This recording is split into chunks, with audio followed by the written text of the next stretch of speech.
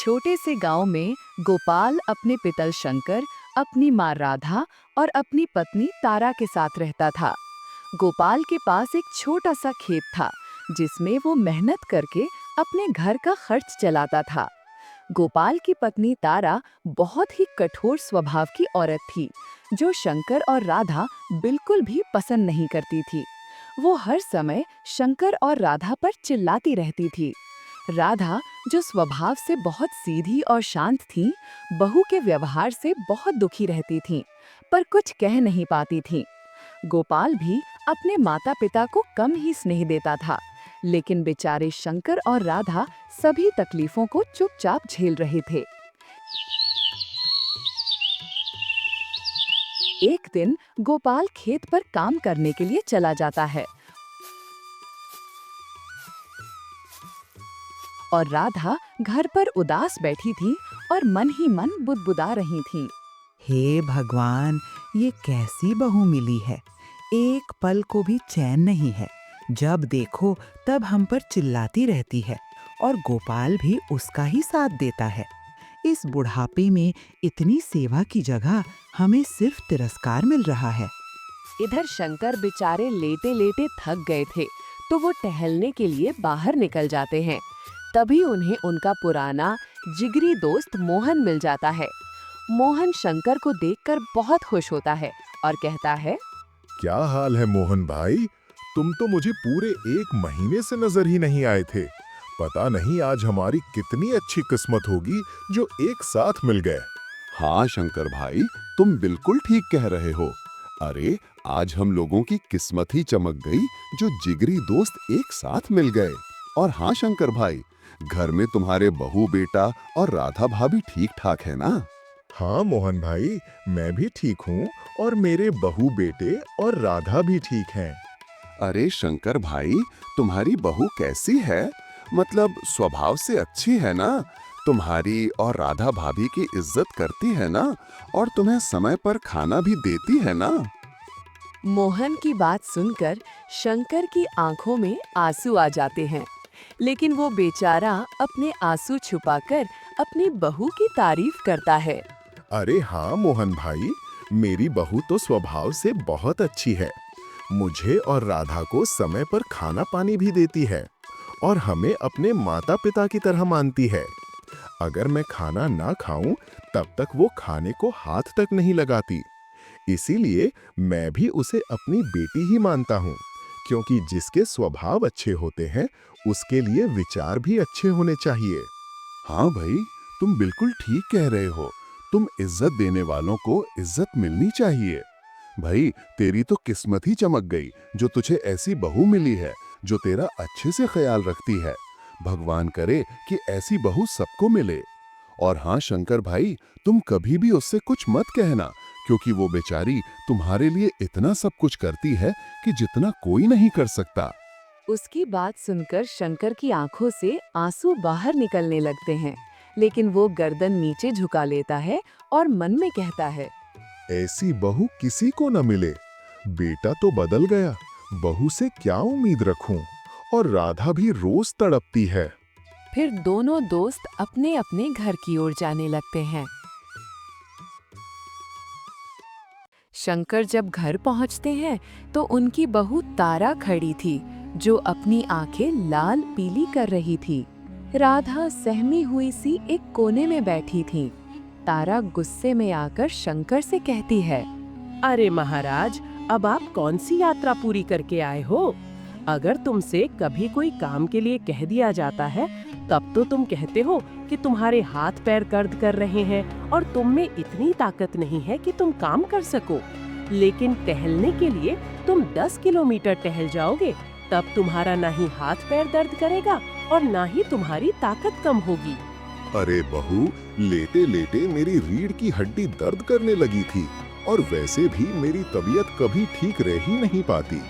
इसीलिए मैं टहलने के लिए चला गया था और वहाँ मेरा जिगरी दोस्त मोहन मिल गया था। इसीलिए मैं उससे बात करने लगा था, तो घर आने में ज्यादा समय लग गया।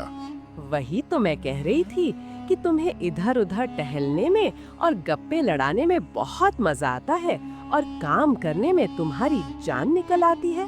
तारा के मुंह से इतनी कड़वी बातें सुनकर शंकर पर जैसे दुखों का पहाड़ टूट पड़ता है। उन्हें बहुत भूख लगी थी, तो वो तारा से प्यार भरी बातों में कहते हैं, राधा भी बहुत देर से भूखी होंगी और मुझे भी बहुत भूख लगी है। तुम मुझे थोड़ा खाना दे दो, जिसे खाकर हम अपनी भूख मिटा दें। आज सुबह से हमने खाना नहीं खाया है, इसीलिए और भी ज्यादा भूख लगी है। अरे, अब खाना नहीं रह गया है। जब मैं शाम को खाना बनाऊंगी तो तुम और बूढ़ी माँ खा लेना। वैसे भी एक दिन खाना नहीं खाओगी तो ज्यादा बीमार नहीं हो जाओगे, और कम खाना सेहत के लिए अच्छा होता है। उसकी बात सुनकर शंकर और राधा को बहुत बुरा लगता है, लेकिन बेचारे चुप ही रहते हैं। राधा की आंखों से आंसू छलक आते हैं, पर वो अपनी साड़ी के पल्लू से उन्हें पोंछ लेती हैं।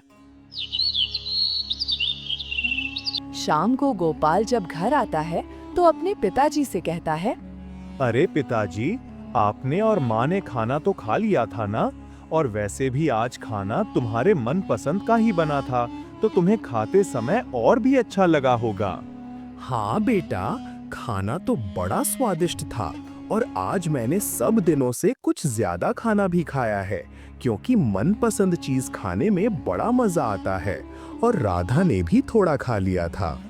जिस पिता और माँ को रूखी सूखी रोटी तक नहीं मिली, वो अपने बेटे के सामने झूठ बोलकर कह देते हैं कि खाना बड़ा अच्छा था। अगर वो कह देते कि उन्हें आज खाना नहीं मिला है, तो शायद तारा से गोपाल की लड़ाई हो जाती। इसीलिए वो कह देते हैं कि उनके मनपसंद का खाना बना था। अपने पिताजी के मुंह से ये बात सुनकर गोपाल कहता है, अरे हाँ पिताजी, तारा तो बहुत अच्छा खाना बनाती ही है।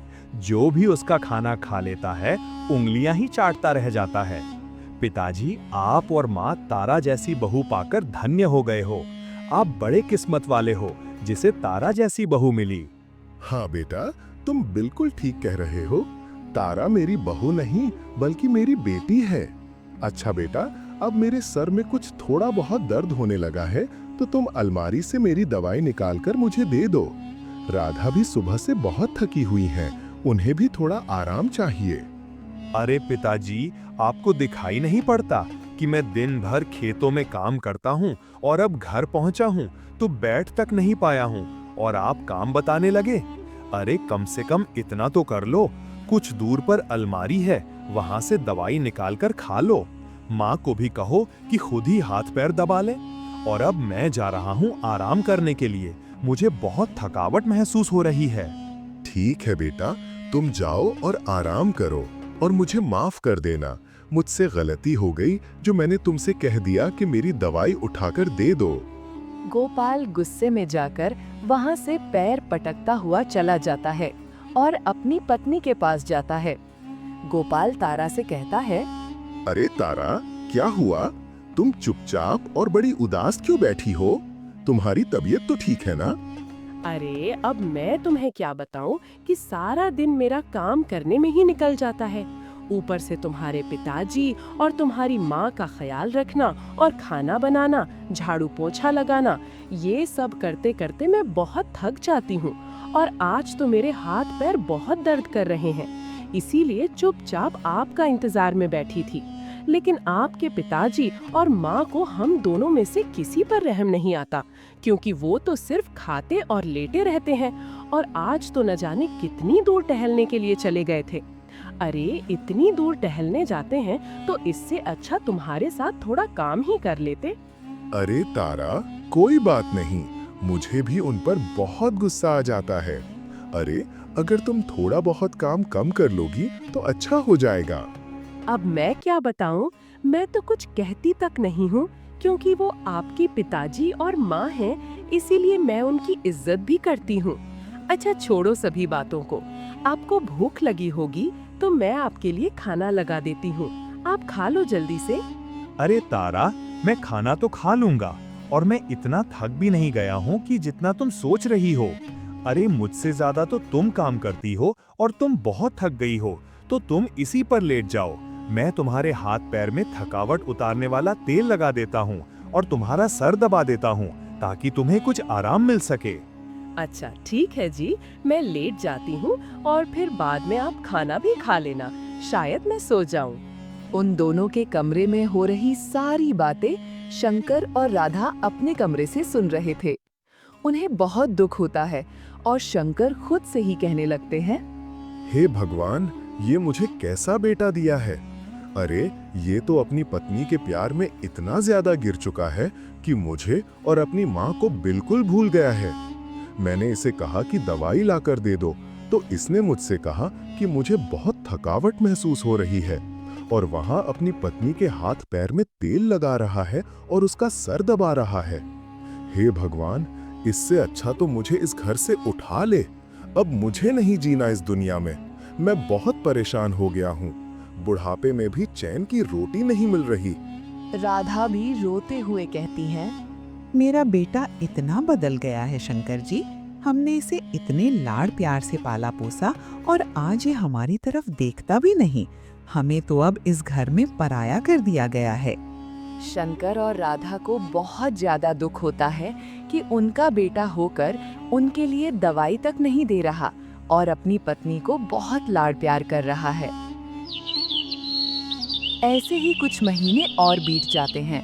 अब तारा को बहुत गुस्सा आता था जब वो शंकर या राधा को देख लेती थी। अब उसके मन में कुछ ऐसा करने के लिए चल रहा था ताकि शंकर और राधा इस घर से बाहर चले जाएं और कभी लौटकर ही ना आएं। इस बुढ़े और बुढ़िया से मैं परेशान हो गई हूँ। ये दिन भर खाते रहते हैं और आराम करते रहते हैं। इनका मेरे लिए इस घर में नर्क बन गया है। अब इस घर में कुछ भी हो, मुझे चाहे जो करना पड़े, मैं इन दोनों को इस घर से निकाल कर ही रहूंगी। इधर गोपाल खेत में काम कर रहा होता है। तभी एक पड़ोसी उसके पास आता है और वो गोपाल से कहता है, अरे गोपाल भाई, कैसे हो? और तुम तो इस बार सबसे पहले खेतों में मेहनत करके सबसे पहले फसल उगा लोगे। अरे भाई, क्या करूं? सबसे पहले मेहनत इसलिए कर रहा हूं कि इस फसल को जल्दी बेच दूंगा ताकि अपनी पत्नी के लिए कुछ गहने ले सकूं और घर का अच्छे से खर्च चला सकूं। हाँ, पत्नी से याद आया कि तुम्हारी पत्नी का स्वभाव कैसा है? वो तुम्हारा अच्छे से ख्याल रखती है और तुम्हारे पिताजी और माँ का ख्याल अच्छे से रख रही है या नहीं? अरे भाई, अब मैं तुम्हें क्या बताऊं कि मेरी पत्नी का स्वभाव कैसा है। अरे मेरी पत्नी तो इतना काम करती है कि जितना हमारे गांव की कोई भी औरत नहीं करती होगी। और मेरे पिताजी और माँ तो बड़े खुशनसीब हैं जिन्हें तारा जैसी बहू मिली है। तारा मेरे पिताजी और माँ का इतना ख्याल रखती है कि समय पर खाना पानी और दवाई देती है। कभी कभी उनका सर दर्द करने लगता है तो उनका सर भी दबा देती है। चलो, अच्छा है कि तुम्हारे पिताजी और माँ का ख्याल रखने वाली तुम्हें एक पत्नी मिल गई। और सच में तुम्हारे पिताजी और माँ तो फिर बहुत खुशनसीब हैं। अच्छा भाई, अब मैं चलता हूँ, मुझे भी मेरे खेतों में काम करना है।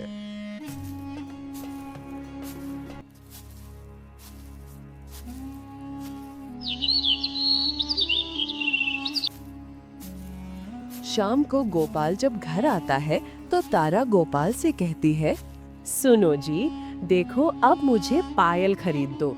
आपने पिछले साल ही कहा था, लेकिन अब इस साल तो खरीद दो और ज्यादा मैं आपसे कुछ खर्चा भी नहीं करवाती हूँ, तो इतना तो कर दो मेरे लिए। अरे तारा, मैं तुम्हें पायल तो आज ही खरीद देता, लेकिन मजबूरन मैं तुम्हारे लिए कुछ नहीं खरीद पा रहा हूँ क्योंकि मेरे पास पैसे नहीं हैं। अरे मैं जैसे तैसे घर चला पा रहा हूँ और यहाँ फसल बोने के बाद जब अच्छी तैयार होगी तो इसे बेचकर मैं तुम्हारे लिए पायल जरूर खरीद दूंगा। अरे आप पैसों की चिंता क्यों कर रहे हो? शायद आपको नहीं मालूम कि आपके पिताजी के पास कितने पैसे हैं। मैंने एक दिन देखा था कि उनके पास बहुत पैसे हैं और वो पैसे वो किसी को नहीं देना चाहते, इसीलिए उन्हें छुपा कर रखा है। शायद माँ के पास भी कुछ पैसे होंगे जो उन्होंने छुपाए होंगे। अरे मैंने आज तक उन्हें एक भी पैसा नहीं दिया है, तो मैं उनसे क्या कहूँगा जो वो मुझे पैसे दे देंगे, और मुझे ये भी यकीन नहीं हो रहा है कि उनके पास पैसे होंगे। अरे आपको यकीन हो या ना हो, लेकिन मैं कह रही हूँ तो उनके पास पैसे जरूर हैं। अरे मैंने अपनी आंखों से देखे थे उनको पैसे गिनते हुए। और रही बात पैसे मांगने की, तो आप कहना कि मेरी तबीयत बहुत ज्यादा खराब है, तो मैंने डॉक्टर को भी दिखाया है, लेकिन उन्होंने कहा कि अस्पताल में पैसे जमा करवा दो तो मैं तुम्हारा इलाज कर दूंगा। बस वो तुम्हें पैसे दे देंगे, क्योंकि एक पिता अपने बेटे को तकलीफ में नहीं देख सकता। अगर वो ना दे तो माँ से मांगना। ठीक है तारा, मैं तुम्हारी बात पर विश्वास करके ये भी कोशिश करके देख लेता हूँ। अगर पिताजी ने पैसे दे दिए तो फिर तो हमारी बल्ले बल्ले, क्योंकि मैं तुम्हारे लिए अच्छी सी पायलें खरीद दूंगा। अपनी पत्नी पर विश्वास करके गोपाल अपने पिताजी के पास जाता है और उदास होकर कहता है, अरे पिताजी, आपसे एक बात पूछनी थी। क्या हुआ बेटा, कोई परेशानी है क्या? अरे पिताजी, बात ही कुछ ऐसी है कि तुम्हारी बहू तारा की तबीयत बहुत ज्यादा खराब है और डॉक्टर ने कहा है कि पैसे पहले जमा करवा दो तो मैं इनका अच्छे से अच्छे डॉक्टर से इलाज करवा दूंगा। अब मेरे पास इतने पैसे नहीं हैं कि मैं तारा का इलाज करवा सकूं। अरे बेटा, तो तुम ज्यादा उदास मत हो।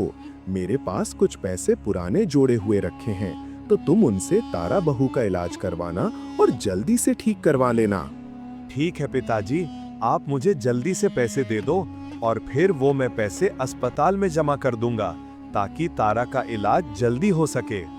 फिर शंकर अपने बेटे गोपाल पर विश्वास करके उसे पैसे दे देते हैं।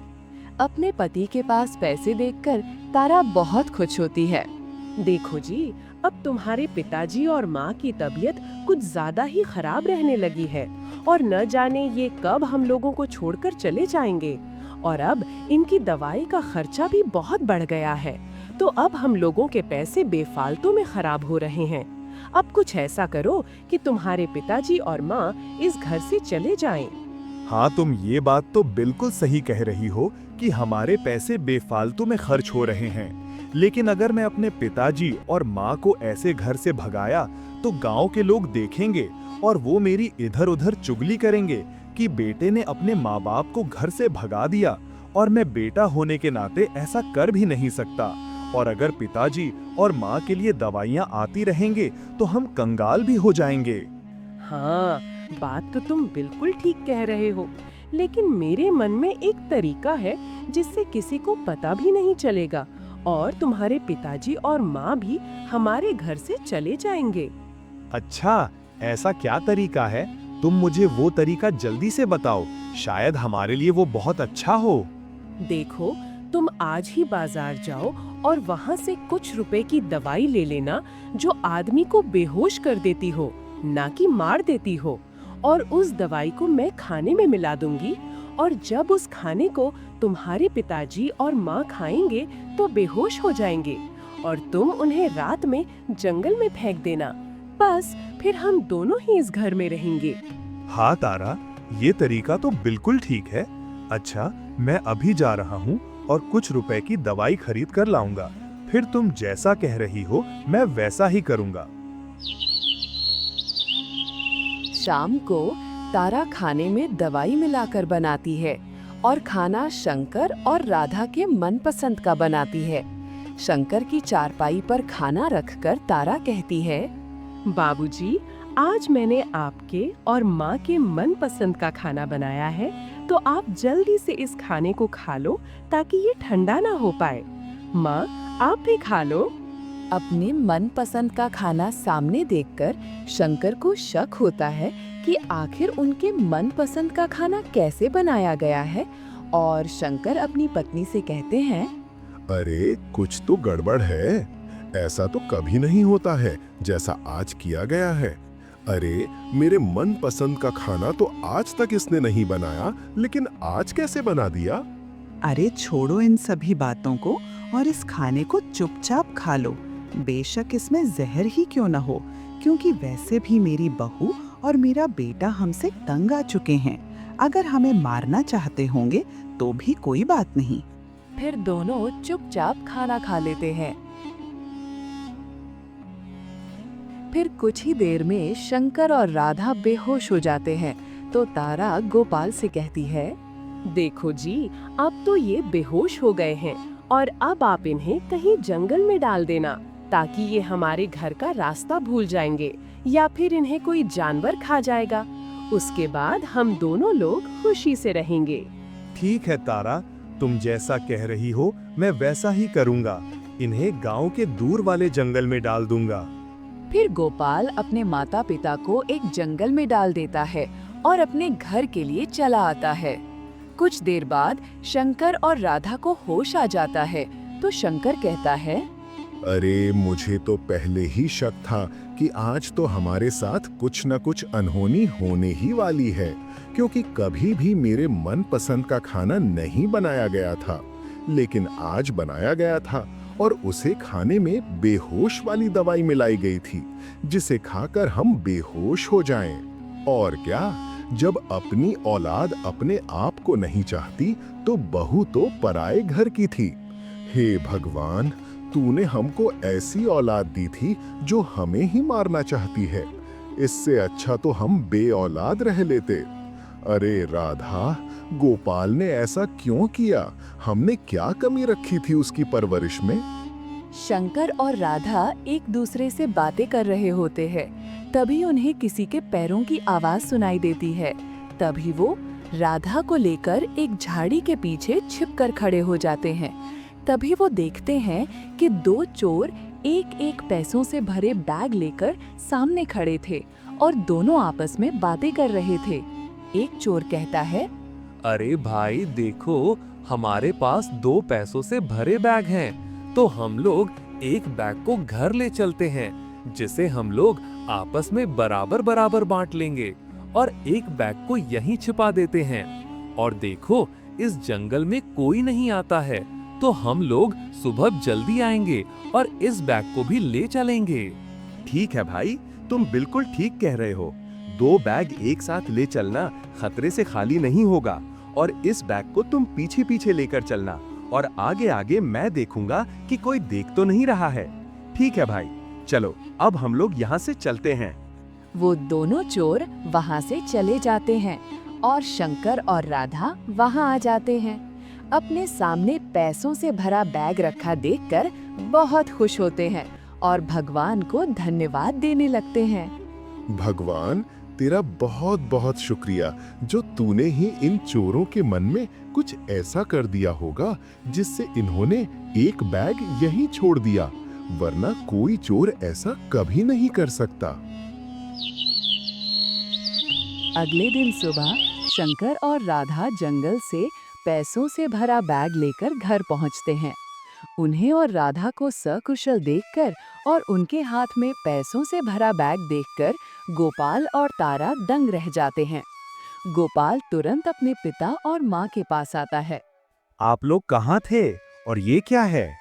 बेटा, हमें जंगल में एक बैग मिला जिसे चोरों ने छिपाया था। ये सारा पैसा अब हमारा है। पैसों का बैग देखते ही तारा का स्वभाव पलट जाता है। वो दौड़कर शंकर और राधा के पैरों पर गिर जाती है और रोते हुए कहती है, बाबूजी, माँ, मुझे माफ कर दीजिए। मैंने आपके साथ बहुत बुरा व्यवहार किया। मैं लालच और गुस्से में अंधी हो गई थी। मुझे माफ कर दीजिए। मैं आज से आपकी सेवा करूंगी। गोपाल भी बहुत शर्मिंदा होता है और कहता है, पिताजी, माँ, मैं भी आपका कसूरवार हूँ। मैंने पत्नी के प्यार में आकर आपका साथ छोड़ दिया और आपके साथ अन्याय किया।